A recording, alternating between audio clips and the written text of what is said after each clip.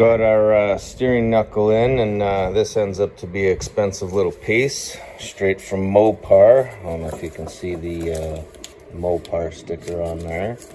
It's the only place I could get it, and the supplier said it was the last one in stock, whether or not that's true. So we're going to install the new knuckle in there. Anti-seize is your friend. Always use anti-seize, especially in a situation like this. This is aluminum, and then we're going to have our steel tie rod end or upper and lower ball joint. And so because those are dissimilar metals, there's a corrosion issue. Like when I was taking off this wheel bearing, it was extremely difficult to come off of there. I had to use a really big chisel and some wedges and stuff to get in there and get that out of there. So here's the old set over here. Now I've cleaned this up as best I could, but I mean, there was a lot of corrosion and buildup. It almost looks like, you know, like the white stuff on top of your battery. And here's some evidence of the still on the bearing here, that white stuff I'm talking about there. It just builds up, and it's kind of like blue Loctite.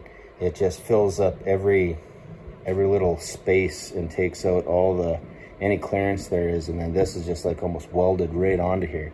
So you got to get in here with a chisel to try and get in between here and here, and keep working your way all the way around to pry that off of there.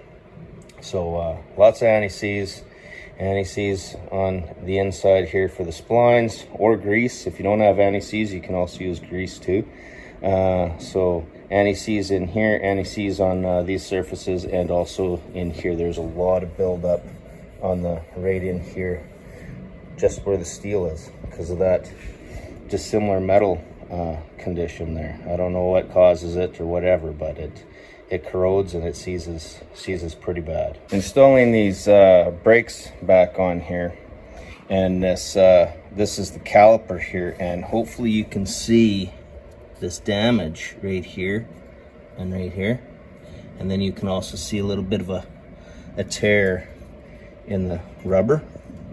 Now it's still good, it's not leaking. This portion that's wet is because I sprayed this with WD-40. So that's not leaking, it's dry. But this damage here, I'll show you what's going on. When you try and put this caliper back on, you flip it on there and you're just sliding it over. You got a pad here in the front, you got a pad here in the back. Now these little nipples, these little divots on this side. Those divots are right here, right in between, so it doesn't interfere.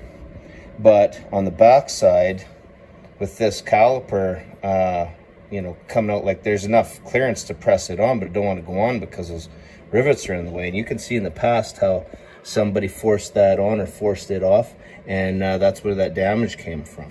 So I just got the brake pad here in the vise. So what I'm going to do, I'm just going to get the grinder and I'm just going to grind these down. I don't need to grind them all the way down, but at least grind them down enough that it's going to be easier to put on that caliper.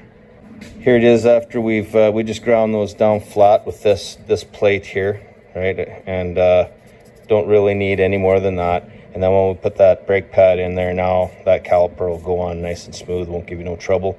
Easy to install, easy to remove. Here it is all finished up. We've got our new knuckle in there.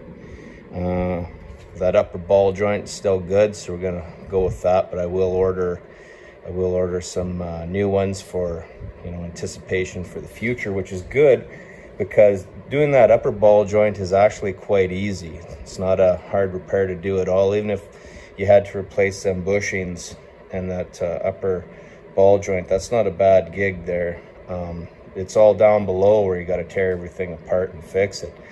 So that'll be anticipation for the future, but everything's fixed now. We ended up having to do a little more than what we anticipated, but can be satisfied that it's all fixed and everything's good. And hopefully this video helps somebody out who working on one of these vehicles and runs into the same kind of problems.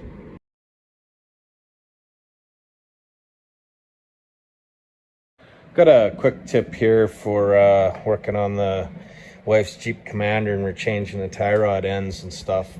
And what happened was this tie rod end, when we went to like turn the nut, the whole thing is turning. So this nut had basically, it's stuck on here, and this whole pin is turning here. We can't get it off, so I had to cut the nut off in order to remove that. And so that was my reason for changing this one. And so this one's pretty loose, and then of course I want to match up my both sides so that they're the same. You don't have a new part on one side and a used part on the other side. Now this one here is still fairly stiff, right? It's pretty good, but I just want to match up those two ends. So first thing is that I want to match up my my two tie rod ends with new components so that they match. Second was this is the new one that I got, and it's got this little kind of a unthreaded portion sticking out the bottom here, if you see that.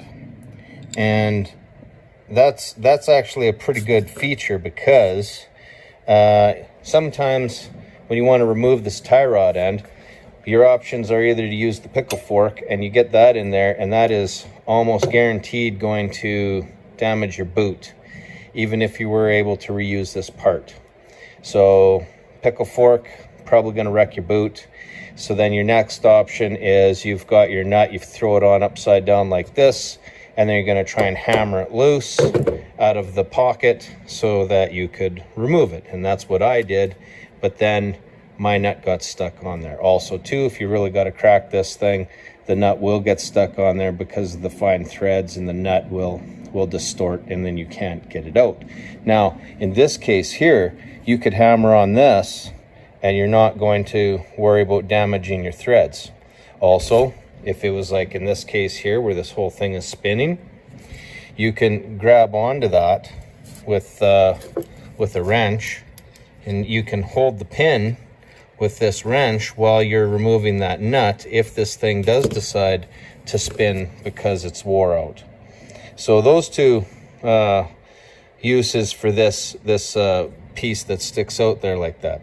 Now this one here, it didn't come with a grease nipple, which is the bad part, because you want to have a grease nipple so you can grease your components. So what I did in that case was I just get the vernier, and I'm measuring from the end to end on the cap here.